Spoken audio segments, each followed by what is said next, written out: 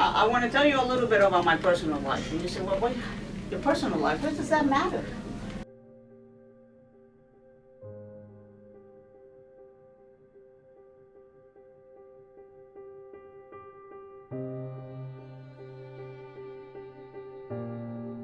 Because when we're sitting on the bench, we bring everything of who we are to that job.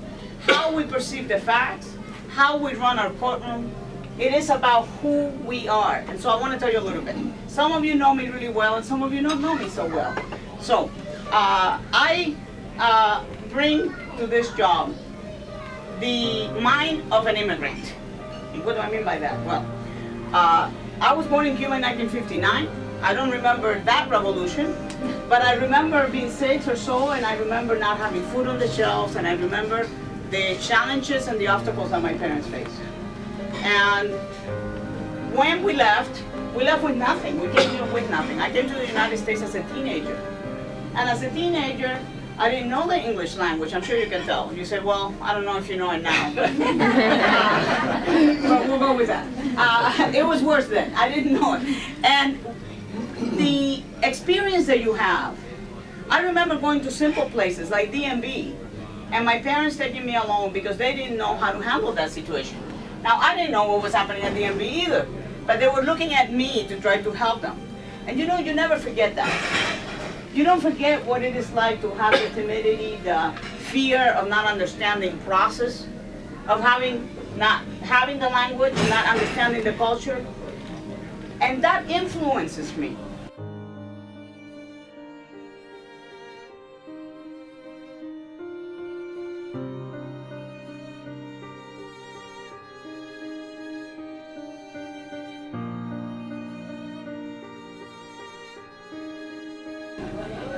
I tell you that what I bring to this job is the guarantee that when you are in my courtroom, you are going to have the opportunity to be heard. And I mean really to be heard. I don't care if you are Vietnamese, Korean, Mexican, Guatemalan, American. It doesn't matter to me where you come from.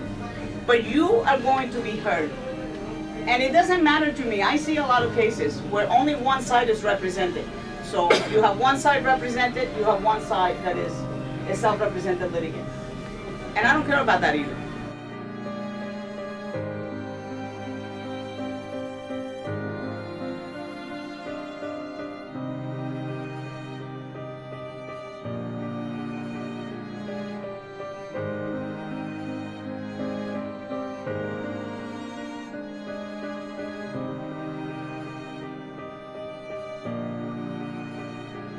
Vietnamese, Korean, Mexican, Guatemalan, American.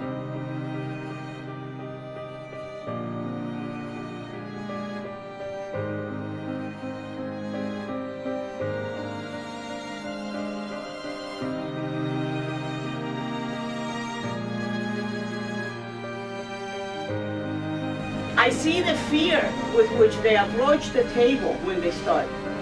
And many times when they also have accents and they don't speak English well, I see how timid they are. And I want to make them feel comfortable. Sometimes I say, I don't think my English is good enough. And I say, wait a minute, it's as good as mine. Mine's good enough. Yours is going to be good enough.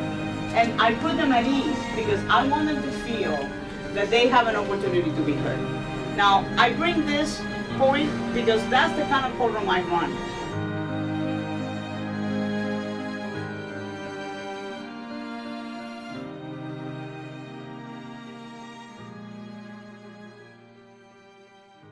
I want to make sure that people know that they're going to be heard.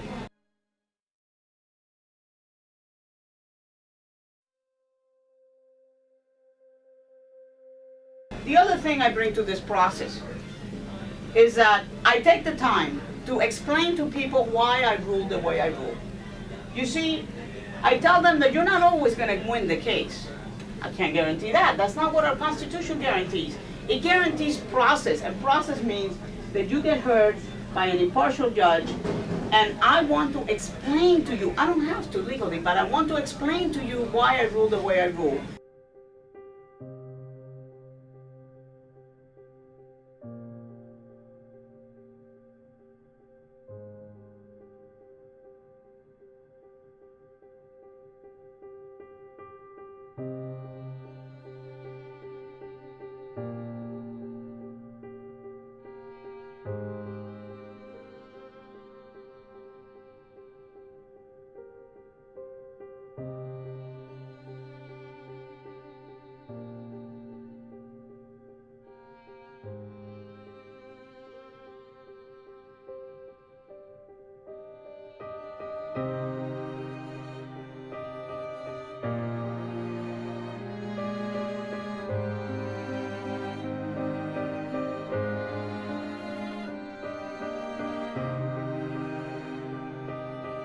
Because I want you to know when you leave this room and you go to your homes and you talk to your neighbors, I want you to remember the process, that you had the right, that I gave you the chance to speak and explain the facts, and that I then applied the law to the facts, and I explained to you why the law requires me to rule the way I rule. I want you to remember that.